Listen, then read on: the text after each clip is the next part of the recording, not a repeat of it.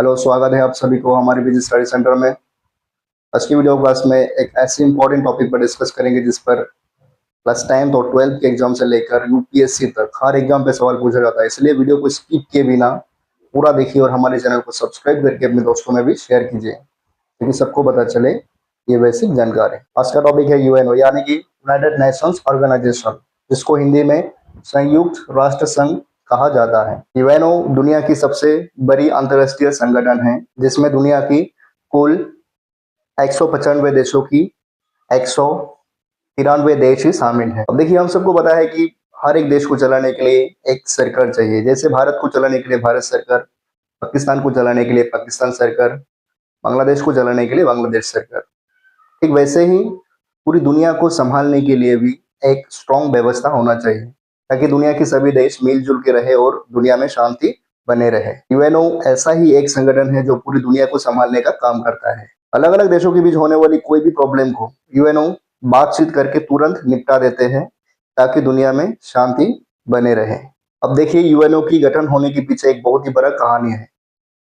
हम सबको पता है कि 1939 से 1945 तक दुनिया में द्वितीय विश्व युद्ध हुआ था, जिसमें अमेरिका द्वारा जापान की दो बड़े बड़े शहर हिरोशिमा और नागासाकी में परमाणु बम गिराया गया था। इसके अलावा भी इस युद्ध में जापान के साथ साथ पूरी दुनिया में बहुत बड़ा नुकसान हुआ था, जिसमें लगभग 7 से 8.5 करोड़ लोगों की मौत हुई थी।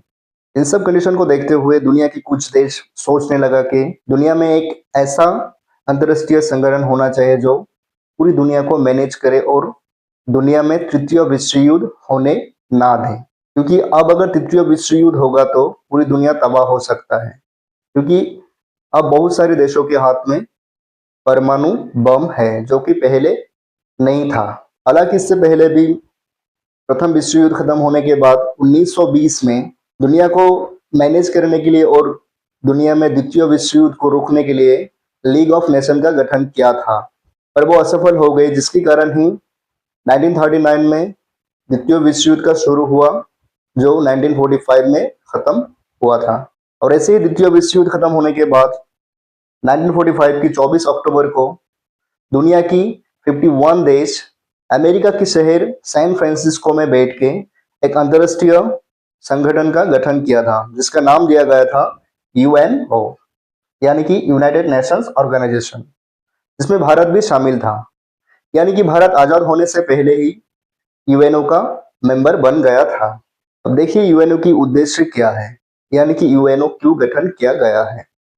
यूएनओ के बहुत सारे उद्देश्य हैं। जैसे पहली नंबर पे दुनिया में तृतीय विश्व युद्ध होने मत देना, यानी कि तृतीय विश्व युद्ध से दुनिया को बचाना। दूसरी नंबर पे दुनिया में शांति और सुरक्षा बनाए रखना।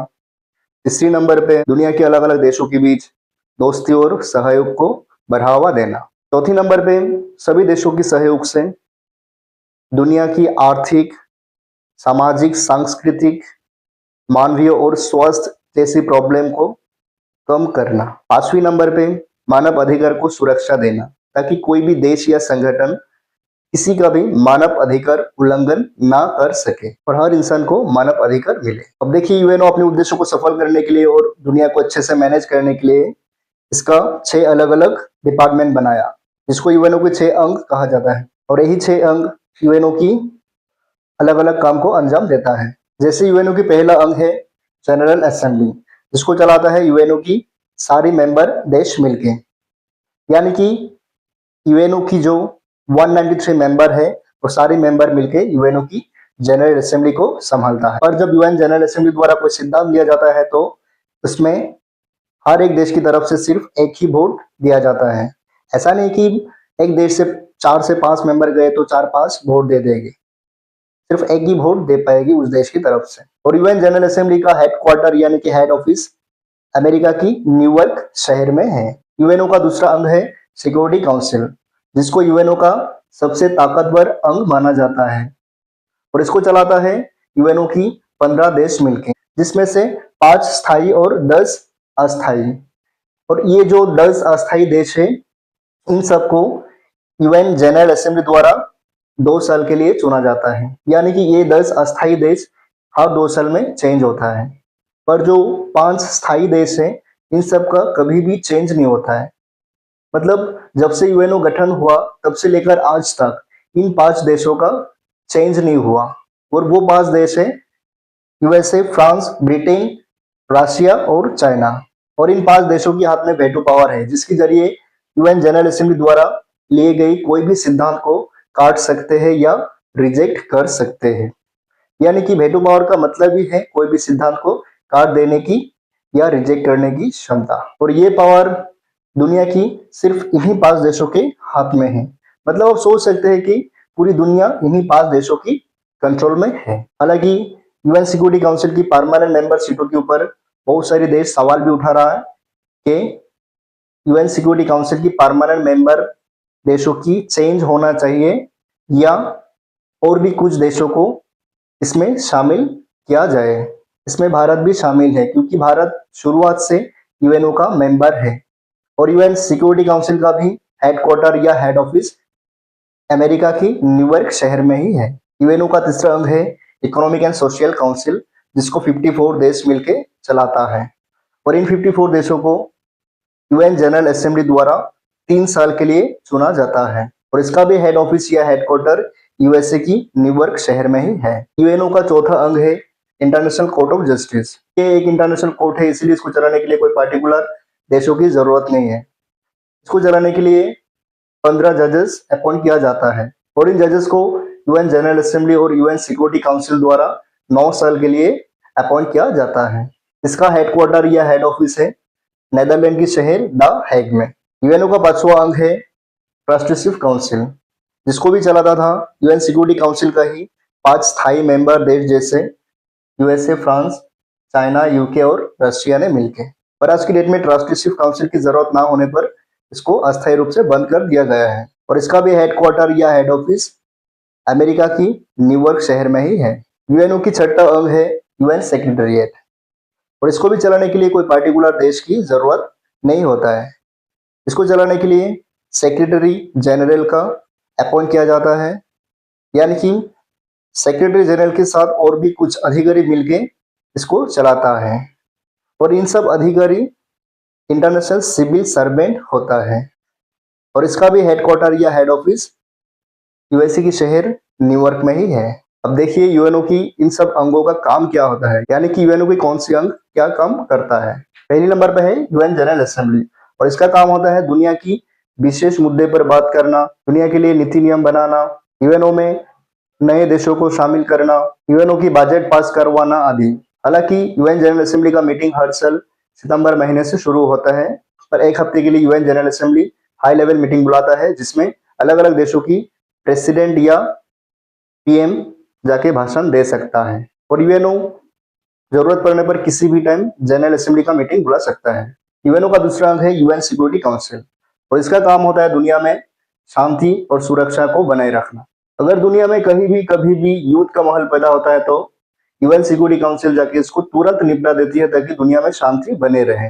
इसके लिए जरूरत पड़ने पर यूएन सिक्योरिटी काउंसिल अपनी पीस कीपिंग फोर्स को भी इस्तेमाल कर सकते हैं। इसके अलावा भी अगर कोई बड़े देश किसी छोटे देश को अटैक करता है तो उस टाइम भी यूएन सिक्योरिटी काउंसिल उस बड़े देश को युद्ध बंद करने के लिए बोल सकता है।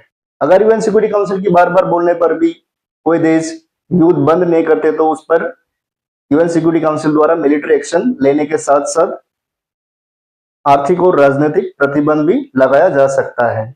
इसलिए यूएन सिक्योरिटी काउंसिल को यूएनओ की सबसे ताकतवर अंग माना जाता है। यूएनओ का तीसरा अंग है इकोनॉमिक एंड सोशल काउंसिल। और इसका काम है दुनिया में लोगों की आर्थिक और सामाजिक विकास करना। इसके लिए ये शिक्षा और स्वास्थ्य के क्षेत्र में फोकस करता है, ताकि दुनिया के लोगों को अच्छी शिक्षा और स्वास्थ्य की सुविधा मिले।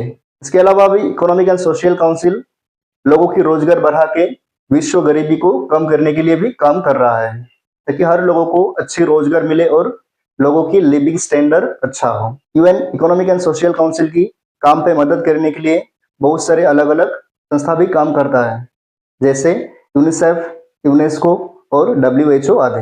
यूएनओ की चौथा अंग है इंटरनेशनल कोर्ट ऑफ जस्टिस। और इसका काम है अंतरराष्ट्रीय कानून की सुरक्षा करना, यानी कि कोई भी देश अगर किसी भी अंतरराष्ट्रीय कानून की उल्लंघन करता है तो उस पर सुनवाई करना। इसके अलावा भी कोई देश अगर किसी दूसरे देश पर केस करता है तो उसका भी सुनवाई इंटरनेशनल कोर्ट ऑफ जस्टिस करता है। International court of justice UNO को कानूनी सलाह भी देता है ताकि यूएनओ द्वारा कोई भी इंटरनेशनल कानून को तोड़ा ना जाए। यूएनओ की 5वीं अंग है ट्रस्टीशिप काउंसिल, जिसका काम था उन सब देशों की निगरानी रखना जो सब देश द्वितीय विश्व युद्ध के बाद दूसरे देशों से आजाद तो हुई थी, पर उन सब में कोई सरकार व्यवस्था नहीं था। और यूएनओ की ट्रस्टीशिप काउंसिल उन सब देशों की निगरानी रखते हुए कुछ ऐसा ट्रेनिंग दिया करता था ताकि वो सब देश धीरे धीरे पूरी तरह से सेल्फ डिपेंडिंग हो जाए, यानी कि उन सब देशों में भी धीरे धीरे एक अच्छी सरकार व्यवस्था की स्थापना हो जाए। हालांकि आज की डेट में वो सब देश पूरी तरह से सेल्फ डिपेंडिंग हो गई, वहां पे पूरी तरह से सरकार व्यवस्था भी बन गई। इसलिए ट्रस्टीशिप काउंसिल को 1994 से अस्थायी रूप से बंद कर दिया है। यूएनओ की 6वां अंग है सेक्रेटेरिएट, और इसका काम होता है यूएनओ की डेली काम को चलाना, यूएनओ द्वारा ली गई हर एक डिसीजन को लागू करना, दुनिया में हो रही हर एक घटना की रिपोर्ट तैयार करना और यूएनओ के लिए मीटिंग की व्यवस्था करना भी यूएन सेक्रेटेरिएट का ही काम होता है। मतलब यूएन सेक्रेटेरिएट पूरी यूएनओ की हर एक काम की हिसाब रखता है। और काम के क्षेत्र में देखा जाए तो यूएनओ की बाकी सब अंगों से सबसे ज्यादा यूएन सेक्रेटेरिएट ही काम करता है और ये हमेशा एक्टिव रहता है। और ऐसे ही यूएनओ की ये 6 अंग अलग अलग काम को अंजाम देते हुए पूरी दुनिया में शांति और प्रगति का माहौल पैदा करना चाहता है।